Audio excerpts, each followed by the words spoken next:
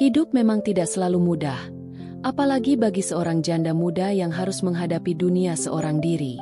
Tapi di balik senyumnya yang manis, ada luka yang dalam dan perjuangan yang tak kenal lelah. Assalamualaikum, sahabat semua. Semoga kalian selalu dalam lindungan Allah Subhanahu wa Ta'ala. Hari ini, saya akan berbagi cerita penuh emosi dan perjuangan hidup yang menguras air mata. Jangan lupa like, subscribe, dan aktifkan lonceng notifikasinya supaya kalian gak ketinggalan cerita-cerita inspiratif lainnya. Jangan lupa juga untuk selalu membaca sholawat. Judul, Janda Muda, Tetangga Baru yang Menggoda. Di sebuah kompleks perumahan kecil yang sejuk dan tenang, sebuah rumah di sudut jalan yang sebelumnya kosong akhirnya terisi penghuni baru. Kehadiran penghuni baru itu, seorang perempuan muda bernama Naya, menarik perhatian seluruh kompleks. Naya, seorang wanita berusia 29 tahun, memiliki paras cantik alami dengan mata yang penuh semangat meskipun ada jejak kelelahan di sana. Namun, di balik senyumnya yang manis, ia menyimpan kisah penuh luka yang tak ingin dibicarakan. Kehidupan barunya di kompleks ini adalah harapannya untuk memulai lembaran baru bersama anak semata wayangnya, Dira. Saat Naya tiba, ia hanya membawa beberapa koper dan kardus. Tetangga yang melihatnya segera bertanya-tanya dalam hati, siapa dia? Apa dia sendirian? Gumaman itu semakin nyaring ketika mereka tahu bahwa Naya adalah seorang janda. Beberapa warga menyambutnya dengan ramah, sementara yang lain memandangnya dengan penuh prasangka. Mereka berpikir bahwa statusnya sebagai janda muda membawa potensi gosip di lingkungan mereka yang sebelumnya tenang. Naya menyadari tatapan-tatapan itu, tetapi ia memilih untuk tidak ambil pusing. Baginya, yang penting adalah menciptakan kehidupan yang lebih baik untuk dirinya dan Dira. Di rumah kecilnya, Naya mulai menata barang-barang. Dira yang berusia 5 tahun, anak yang ceria dan lincah, seringkali melontarkan pertanyaan polos yang membuat hati Naya terasa seperti dihimpit. Bu, kapan kita pulang ke rumah ayah? Dira bertanya sambil memeluk boneka favoritnya. Naya berhenti sejenak dari kegiatannya, mengambil napas dalam-dalam, dan kemudian tersenyum kepada putranya. Nak, kita sekarang punya rumah baru. Rumah ini lebih nyaman untuk kita. Ya, ibu akan selalu ada di sini untuk Dira, jawabnya lembut sambil mengusap rambut Dira. Namun, setelah menjawab, Naya harus memalingkan wajahnya agar Dira tak melihat air mata yang mulai mengalir. Lingkungan kompleks perumahan itu sendiri terdiri dari berbagai karakter. Ada keluarga muda, pasangan lansia, hingga ibu-ibu arisan yang gemar berkumpul setiap sore. Kehadiran Naya menjadi topik hangat di kalangan mereka. Janda muda itu pasti punya cerita menarik, bisik Bu Rini, salah satu tetangga yang terkenal suka bergosip. Semoga dia bukan tipe yang suka cari perhatian lelaki di sini, tambahnya dengan nada sinis. Namun, ada pula tetangga seperti Buati, yang lebih memilih untuk melihat sisi baik. Kita belum tahu apa yang dia alami. Jangan cepat menghakimi, katanya kepada ibu-ibu lainnya. Hidup sebagai janda muda di lingkungan baru tidaklah mudah bagi Naya. Ia harus menghadapi berbagai tantangan, mulai dari prasangka tetangga hingga kebutuhan hidup yang semakin mendesak. Namun, Naya memiliki tekad yang kuat. Ia percaya bahwa selama ia bekerja keras dan tidak mengganggu orang lain, ia akan mampu bertahan. Pagi-pagi sekali, Naya sudah mulai membersihkan taman kecil di depan rumahnya. Taman itu adalah upayanya untuk membuat rumah barunya terasa lebih hidup. Saat ia menyapu daun-daun kering, ia sering mendengar suara tetangga yang berbicara pelan di balik pagar. Meskipun demikian, ia tetap tersenyum dan menyapa siapapun yang melintas. Pagi, Bu Rini, sapanya suatu pagi. Bu Rini tampak sedikit kaget tetapi membalas dengan anggukan kecil. Hidup memang tidak pernah mudah bagi Naya. Untuk memenuhi kebutuhan Dira, ia rela melakukan berbagai pekerjaan. Kadang ia menjadi penjahit lepas, menjahit pakaian tetangga yang membutuhkan perbaikan. Kadang ia membantu tetangganya, Buati, yang memiliki usaha catering kecil. Pekerjaan itu tak selalu cukup untuk memenuhi kebutuhan mereka, tetapi Naya selalu berusaha agar Dira tidak merasakan kekurangan. Suatu malam, ketika Naya sedang menghitung sisa uang di dompetnya, Dira datang sambil memeluk perutnya. "Bu, aku lapar. Aku mau susu," katanya polos. Naya terdiam, menatap uang Rp5.000 yang tersisa di tangannya. Ia menelan ludah, mencoba menenangkan hatinya yang terasa sesak. Dengan langkah berat, Naya pergi ke warung kecil di ujung jalan. Pemilik warung, Pak Burhan, adalah seorang pria parubaya yang sering memberi pinjaman kepada tetangganya. "Ambil saja dulu, Naya. Bayar nanti kalau ada uang," katanya sambil tersenyum. Naya merasa sangat terharu mendengar kebaikan itu. "Terima kasih banyak, Pak Burhan.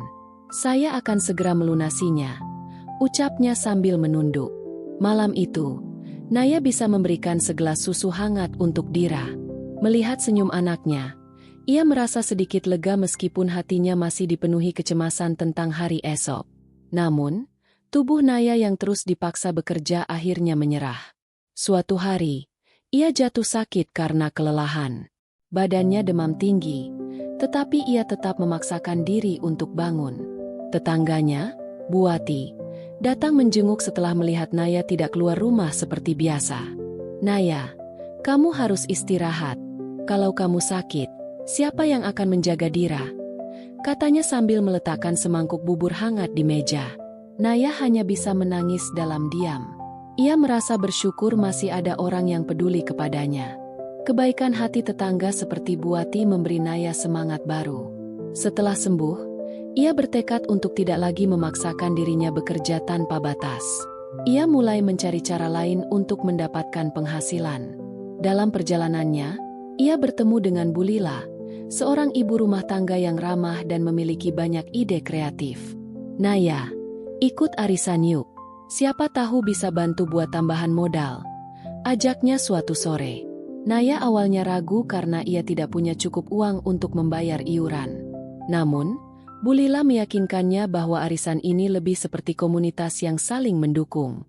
Dengan bergabung dalam arisan itu, Naya mulai mendapatkan dukungan dari tetangga-tetangga yang lain. Ia juga mendapat ide untuk memulai usaha kecil-kecilan. Ia mulai membuat kue sederhana, seperti bolu dan donat, untuk dijual kepada tetangga. Setiap pagi, Naya bangun lebih awal untuk membuat kue di dapur kecilnya.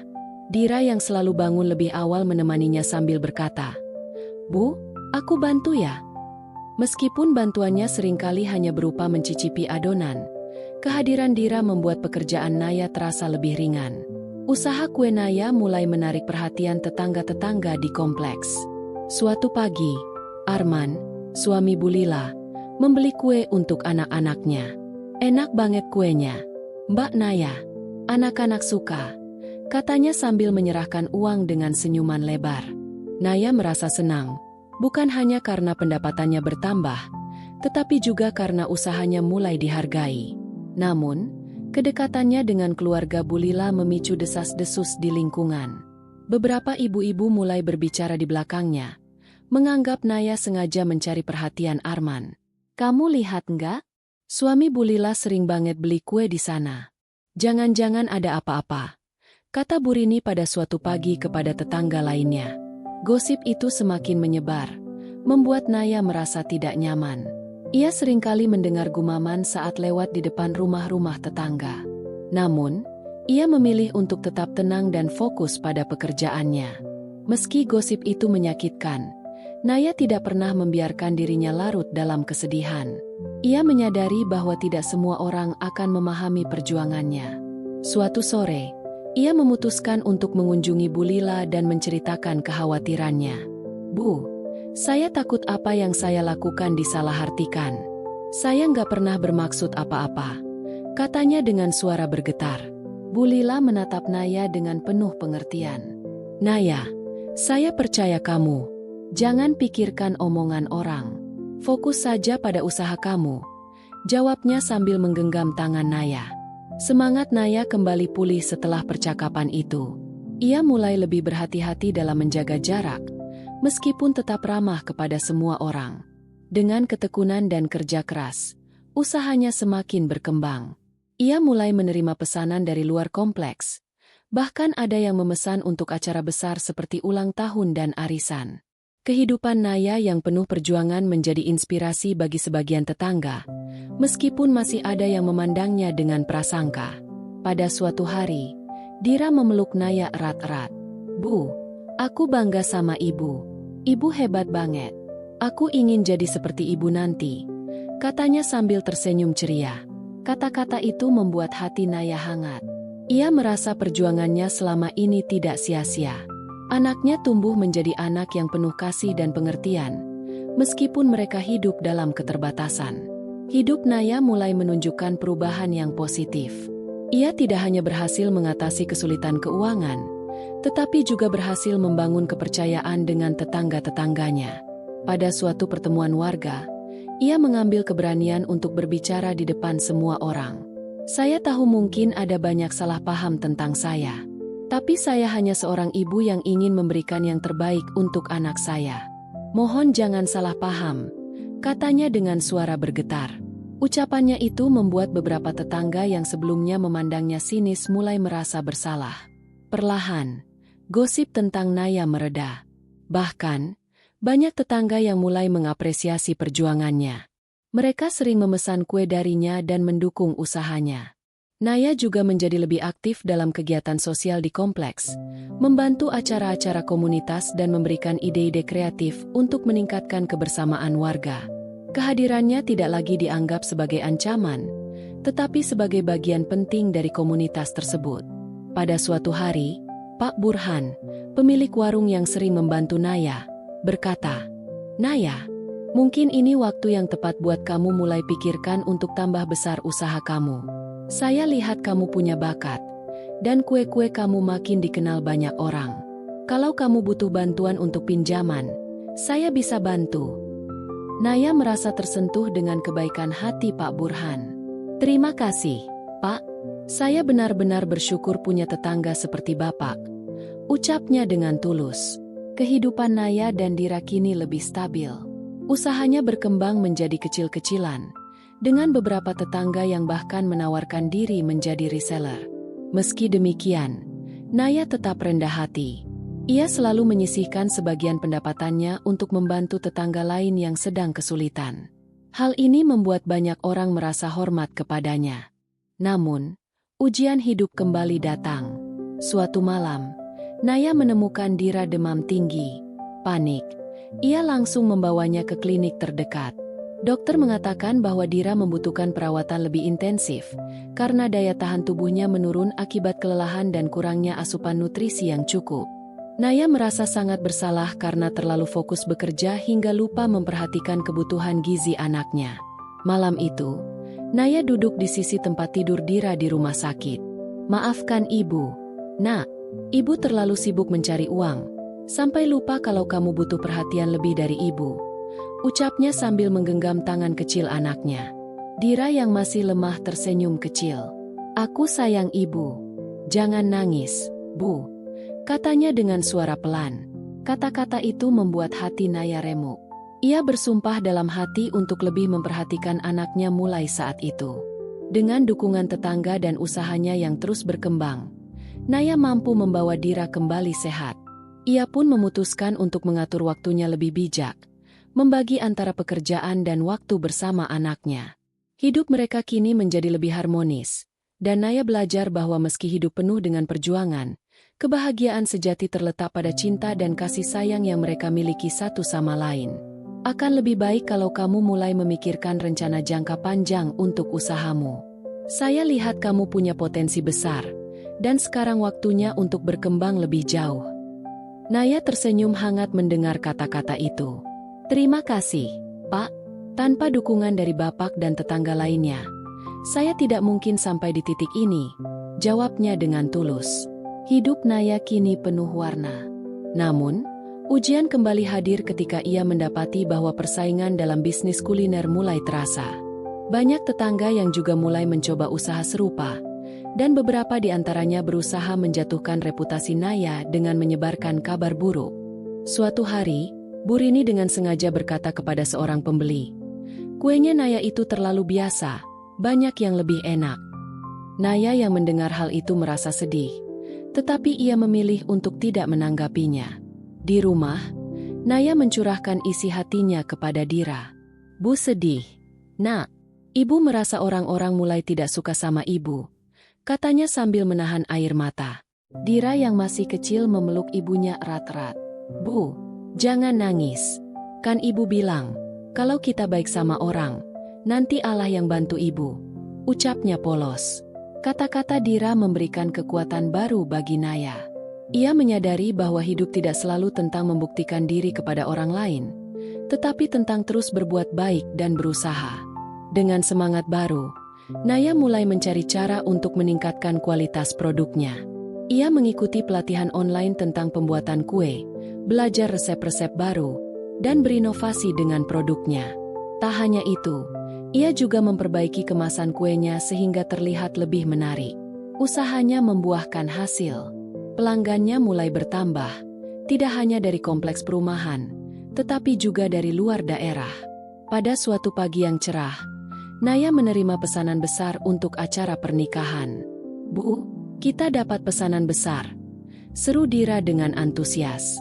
Naya tersenyum bahagia. Iya, Nak, ini rezeki kita. Doakan semua berjalan lancar ya. Jawabnya. Pesanan besar itu menjadi tonggak baru dalam usahanya, dan Naya mulai dikenal sebagai pengusaha kue yang sukses. Mungkin ini waktu yang tepat buat kamu mulai pikirkan untuk tambah besar usaha kamu. Saya lihat kamu punya bakat, dan kue-kue kamu makin dikenal banyak orang. Kalau kamu butuh bantuan untuk pinjaman, saya bisa bantu. Naya merasa tersentuh dengan kebaikan hati Pak Burhan. Terima kasih, Pak. Saya benar-benar bersyukur punya tetangga seperti Bapak. Ucapnya dengan tulus. Kehidupan Naya dan Dira kini lebih stabil. Usahanya berkembang menjadi kecil-kecilan, dengan beberapa tetangga yang bahkan menawarkan diri menjadi reseller. Meski demikian, Naya tetap rendah hati. Ia selalu menyisihkan sebagian pendapatannya untuk membantu tetangga lain yang sedang kesulitan. Hal ini membuat banyak orang merasa hormat kepadanya. Namun, ujian hidup kembali datang. Suatu malam, Naya menemukan Dira demam tinggi. Panik. Ia langsung membawanya ke klinik terdekat. Dokter mengatakan bahwa Dira membutuhkan perawatan lebih intensif, karena daya tahan tubuhnya menurun akibat kelelahan dan kurangnya asupan nutrisi yang cukup. Naya merasa sangat bersalah karena terlalu fokus bekerja hingga lupa memperhatikan kebutuhan gizi anaknya. Malam itu, Naya duduk di sisi tempat tidur Dira di rumah sakit. Maafkan ibu.